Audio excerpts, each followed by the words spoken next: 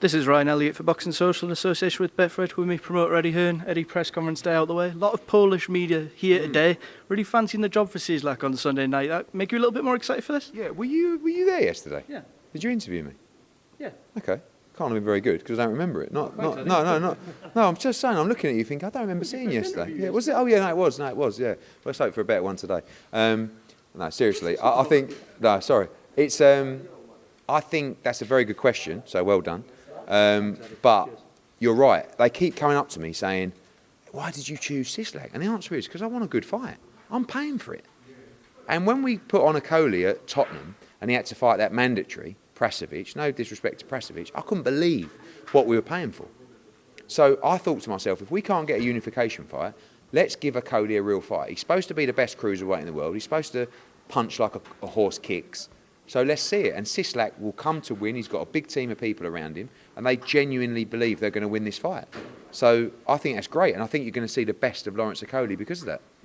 Lawrence is so confident this week. He said 1,000,000% he wins by knockout. I was racking my brains yesterday about the last time he actually went the distance, going back to the Matty Askin fight now. Do you think going up the levels has actually suited him in the sense now that fights are at long range more and people will trade him as well? That's why we're seeing the best of him now. But also people are trying to win. So one of the problems with him early on, like Matty Askin fight, Isaac Chamberlain fight, people felt the power. And yeah, he was holding up close as well. But so were they. They didn't want to let go. So now, but a lot of that credit has to go to Shane McGuigan as well, who's enabling him to free up the space more, to not fall in, to not be as sloppy. But you are right, you know, when you get up the levels, people don't want to be sitting in, letting him hold. They want to be fighting him. And Cieslak will be there to fight on Sunday. And it's a really good cruiserweight matchup. Myris Bradis on the DAZN broadcast, I heard you say, step in the right direction. Yeah, I mean, he says that he's got a surprise for Okolie. So a bit concerned about that. We'll see what that is because he's a bit nuts, isn't he, Myris Bradis? But that's the fight we want. You know, he may have to fight, I think, Opataya in a mandatory coming up. And if we can't get him, we'll have the Gulamari and Igorov winner, or Makabu now is probably without a Canelo-Alvarez fight. So he has to find a big fight as well. And, you know, I just feel like Lawrence is going to move to heavyweight, unquestionably. But it would be a real shame if he didn't unify at cruiserweight because I think he can beat all of them. So let's get through Sunday first and then let's try and make a fight with one of the champions. Appreciate a push for time, so on to matters elsewhere. It was a big day for the purse bid heads yesterday. You won one, you lost one. Can I just get your reaction? Yeah, the purse bid heads, they're fascinating people, aren't they? The purse bid heads have to really understand that in every individual fight, you make a bid based on your perception of the value of that fight. And my perception of Andrade against Zach Parker in the US was, it's not a particularly big fight, but we still bid, you know, quite a lot of money, nearly $2 million for that fight. We lost by $70,000, so we weren't far off, but we'll see now. Obviously, they want to do that fight in the UK. We wanted to do it in America. We'll see if Demetrius Andrade takes that fight or takes another option that's on the table to him. But it was his intention to take that fight if it was in Providence. We'll see if he takes that fight in the UK.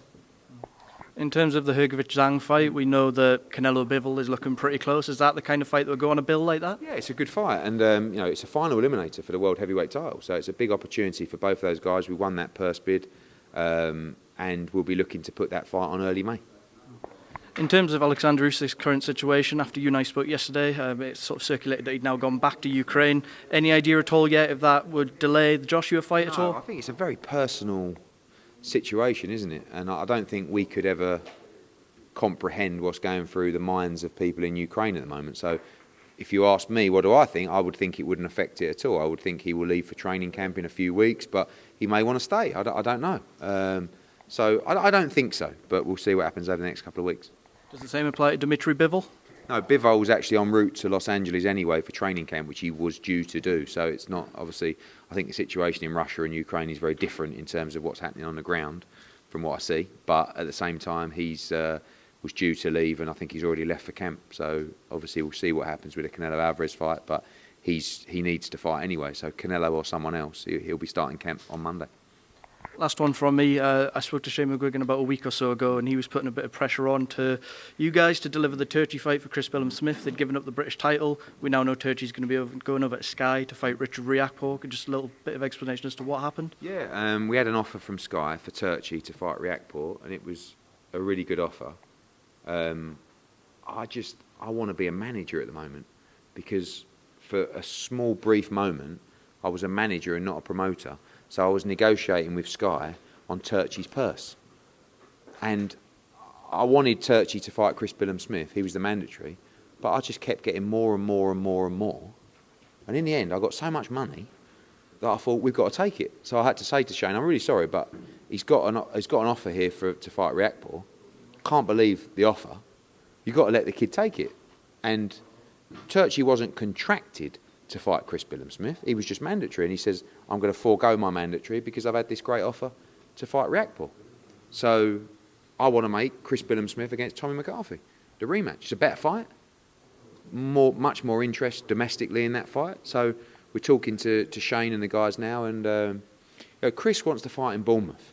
That's what he really wants to do. But it's very difficult when you're looking at the headline fights, that we're doing, either the massive names or the World Championship fights, to go down and do a headline fight in Bournemouth. But we need to build Chris Billam-Smith to the point where he can fight a major fight in Bournemouth, maybe for a world title. But I feel like the McCarthy rematch and these kind of fights, if you can be in fights that people are interested to see, you've got a much better chance of that kind of thing happening.